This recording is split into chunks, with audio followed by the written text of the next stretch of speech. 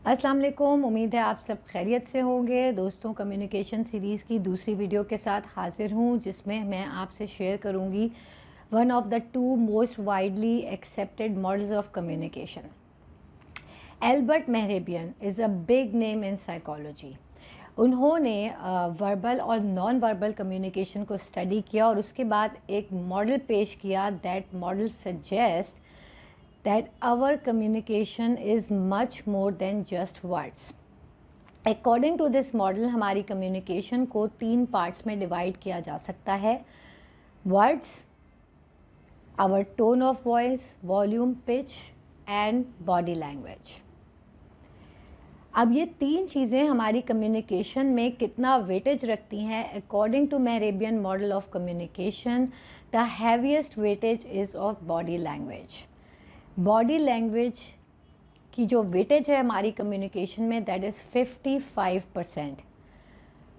उसके बाद आती है हमारी टोन, वॉल्यूम, पिच, यानी हम जिस तरह से बात करते हैं, जिस अंदाज में गुफ्तगू करते हैं, that is 38%। And rest is 7% जो कि हमारे एक्चुअल अल्फाज हैं जो हम अपने मुंह से निकालते हैं।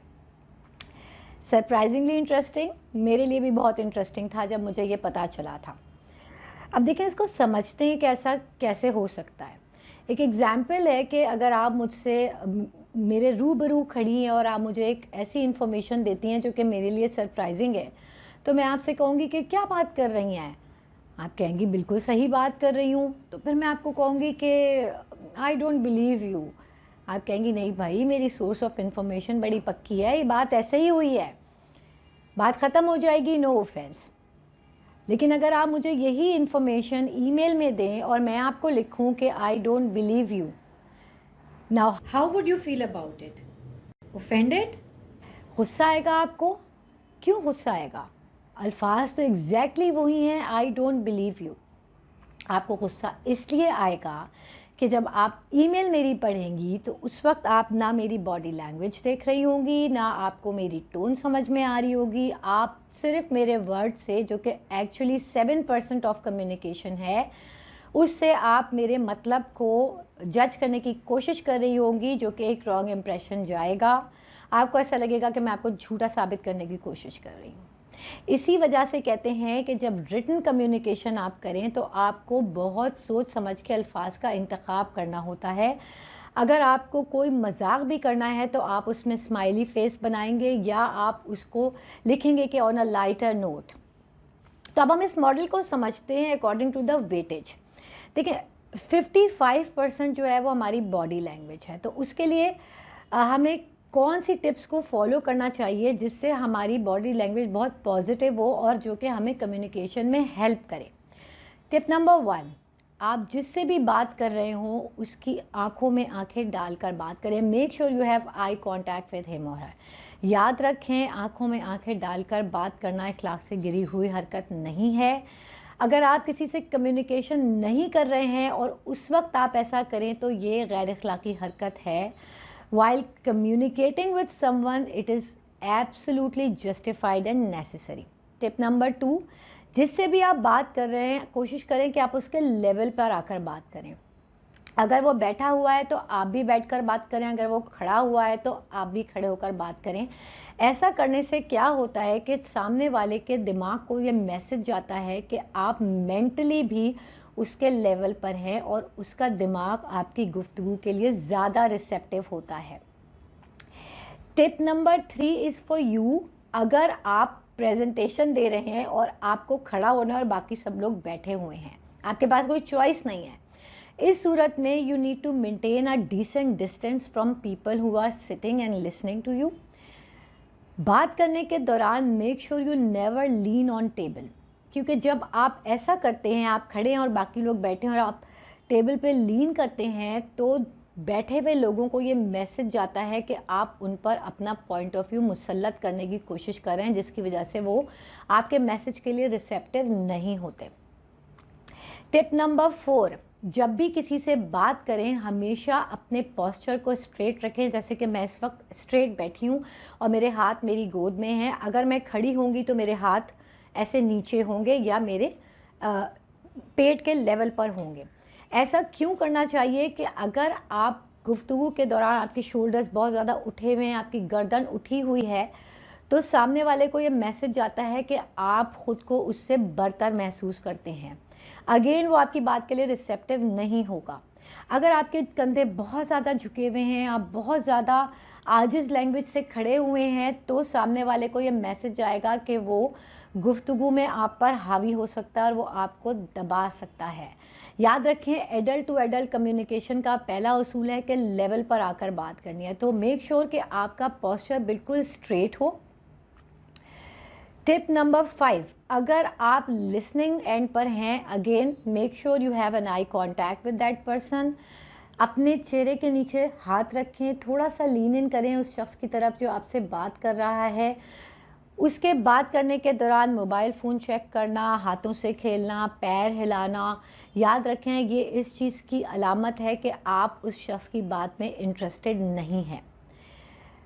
और टिप नंबर 6, अगर आप बात कर रहे हैं और सामने वाला आपके साथ ऐसी हरकतें कर रहा है तो try to wrap up your conversation as soon as possible, क्योंकि ये इस बात की अलामत है कि वो बंदा आपकी बात में बिल्कुल भी इंटरेस्टेड नहीं है। टिप नंबर 7, अगर आप प्रेजेंटेशन दे रहे हैं और बहुत सारे लोग हैं, एक शख्स कुछ ऐसे ही हरकत कर रहा है तो आप उसको इग्नोर करें, उसका कोई पर्सनल इशू भी हो सकता है। लेकिन अगर 2, 3, 4 लोग इसी किस्म की हरकतें कर रहे हैं, कोई इधर उधर देख रहा है, कोई फ़ोन में लगा हुआ है, तो ये आपके लिए बहुत बड़ा इशारा है कि आपकी प्रेजेंटेशन या आपका मटेरियल बहुत बोरिंग हो रहा है।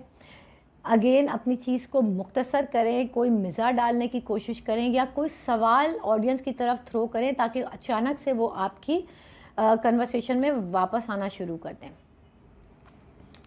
ठीक है, तो ये जो है ये कुछ टिप्स मैंने आपको दी हैं जो कि पॉजिटिव बॉडी लैंग्वेज की हैं, जो कि हमारी कम्युनिकेशन में हमें हेल्प कर सकती हैं।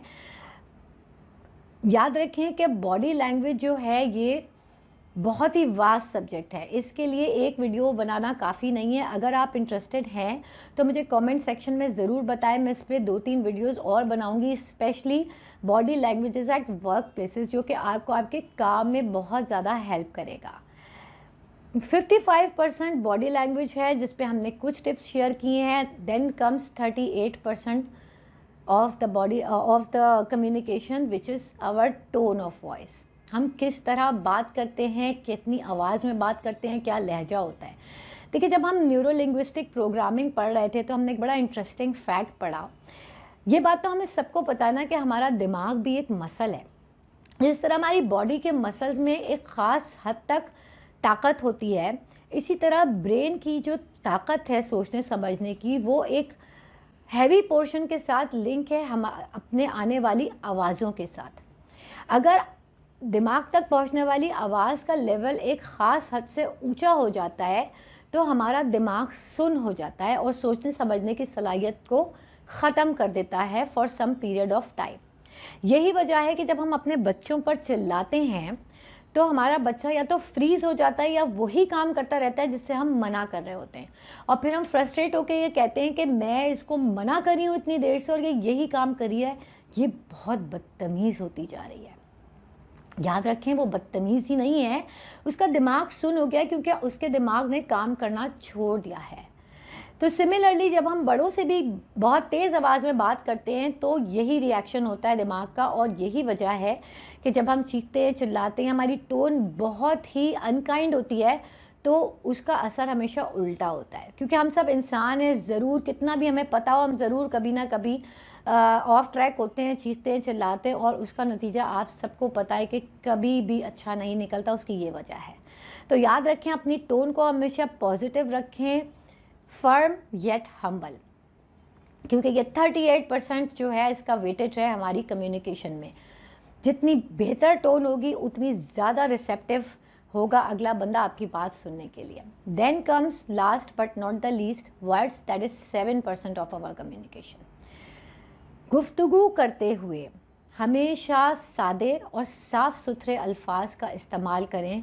न्यूरो साइंस इस बात को प्रूव करती है कि जो लोग शाइस्ता गुफ्तगू करते हैं, लोग उनकी तरफ ज़्यादा अट्रैक्ट होते हैं, more than they attract towards beautiful people. तो याद रखें, अपने अल्फाज को साफ़ सुथरे अल्फाज हमेशा चूज़ करें। हमारे यहाँ एक फ़ैशन बनता जा रहा है स्लैंग लैंग्वेज यूज़ करना, specially when we speak English. याद रखें, slang is a slang be it in any language and that must be avoided at all cost. मैं प्रोफेसर आरफा सैयदा ज़हरा का एक क्लिप सुन रही थी। उन्होंने कहा कि गुफ्तगू करने के शौक़ में जो चीज़ सबसे पहले और सबसे ज़्यादा तेज़ी से तबाह होती है वो हमारी ज़बान है। याद रखें, जब भी गुफ्तगू करें ऐसे अल्फाज का चुनाव करें ताकि सामने वाले को ये एहसास हो कि वो एक इज़्ज़तदार शख्स है और एक महज़्ज़ब शख्स उससे मुखातिब है। तो ये कुछ टिप्स थी आपके लिए, मेरे लिए, जो कि हमें हमेशा काम आएंगी अपनी कम्युनिकेशन में। और उम्मीद रखती हूँ कि आज से हम लोग सब इन 3 नंबर्स को याद रखेंगे, 55, 38 एंड 7। इस मॉडल को अप्लाई ज़रूर कीजिएगा और मुझे ज़रूर बताइएगा कि how did it work for you. Next Friday को मिलेंगे second most widely accepted model of communication के साथ। तब तक के लिए अल्लाह हाफ़िज़।